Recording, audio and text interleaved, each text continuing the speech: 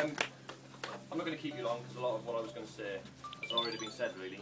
I did ask for a microphone as well, but they said I couldn't have one. So if you can't hear me at the back, don't worry, because the silence from the front will let you know that you're not really missing out on anything. Obviously, I'm a little bit, I'm not really one for public speaking. I'm a bit shy and that kind of stuff. So, but obviously, if there's people here who are feeling nervous and apprehensive and perhaps a bit nauseous about what lies ahead, it's probably because you've just married Jason.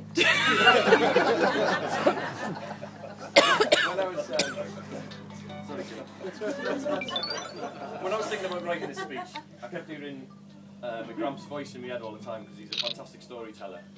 But halfway through I thought, I'm going to have to stop doing this because all I could hear was something to do with a bunghole, an earhole, an arsehole. I'm sure he'll tell you the story. I'm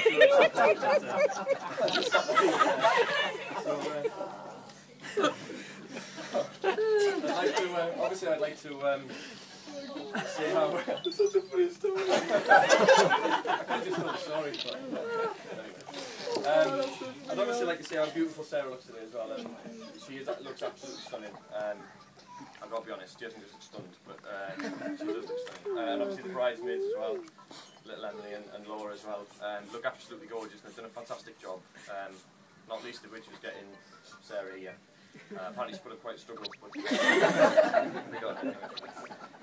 When Jason asked me to be his best man, I was thrilled to bits, absolutely made up. But then that soon kind of started to ebb away when I realised the last time I was in a room full of people, I found guilty and fined. I'm trying to get over that anyway.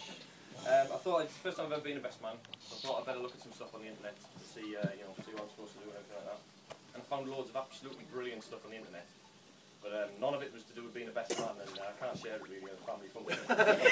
So we'll skip over that as well. My main responsibilities for today was to make sure Jason gets here on time, looking good, and sober, more importantly. So throughout being bad, I'm going to be sober, but I'm not a plastic surgeon, so. Jason and Sarah are obviously married now, for better or for worse, which I find quite appropriate really. Because, obviously Jason couldn't have done any better, and Sarah really couldn't have done any better.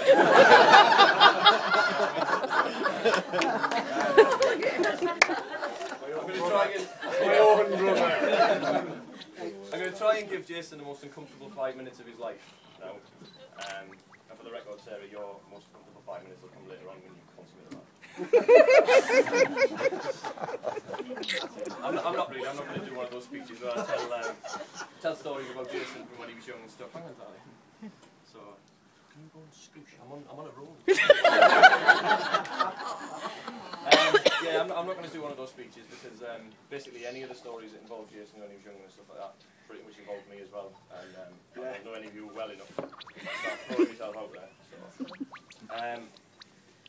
in order to find out, obviously I've known Jason for as long as I can remember, I think. And he's been like a brother to me, really. Lovely. But, there's not a lot I can tell you about when he was young. When he was in primary school, he was a lot different than all the other 5-year-olds. Mainly because he was 11. Say the first We'll skip through all the stuff in the middle. Obviously, we don't live so close together now, but that doesn't matter. So in order to find out a bit more about him now, I asked him his work colleagues what he was like in work. And they said, in work, his nickname's God. And I said, seriously? I said, well, no, nobody ever sees him, and if he does any work, it's a miracle.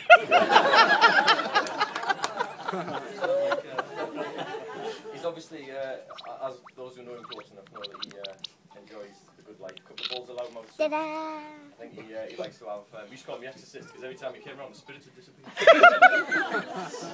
Apparently, he wants to give you advice as well. I know Steve's done a fantastic job of giving you advice. Ironic that I have to give you advice on marriage and things like that, but anyway. The one thing I will say is obviously, look out for those little telltale signs as life goes on, like the milkman in your shop.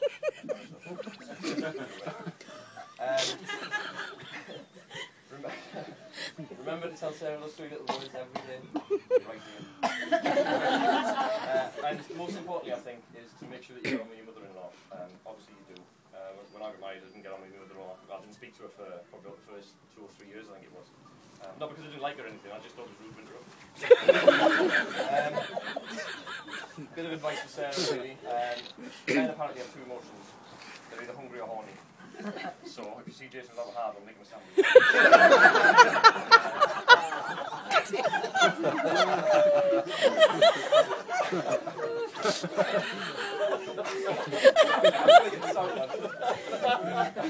You're making us laugh. We're all silent. You'd have a trouble with it. That was brilliant. That was what we made last night. You were all naked in that as well. Anyway, yeah, and men are like a fine wine generally.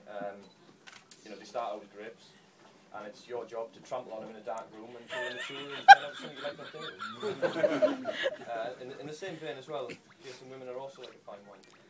They, you know, start out fresh and fruity and intoxicating to the mind.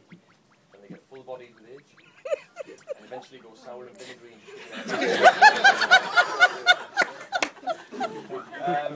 Jason, you know, you're very lucky actually, you know, today because you're leaving here with a wife who is, you know, caring, loving, absolutely stunningly beautiful. You know, and you are a really lucky guy, really. And Sarah, obviously, you're really lucky as well. You leave here with a nice dress and stuff. That's pretty much me, really. I'm not gonna go in. But what I would like to say is, obviously, Jason's more than just a brother to me. He's my best friend, and I love him to bits. Even though we don't physically live as close as we used to, I don't think anybody will ever be closer, really. And one thing I do want to say is, marriage is not about finding someone that you can live with. It's more about finding someone you can't live without. So, I just want to say that. And that's pretty much it, really. Thank you for not falling asleep. And if you'd like to raise a glass to Jason and Sarah, Mr.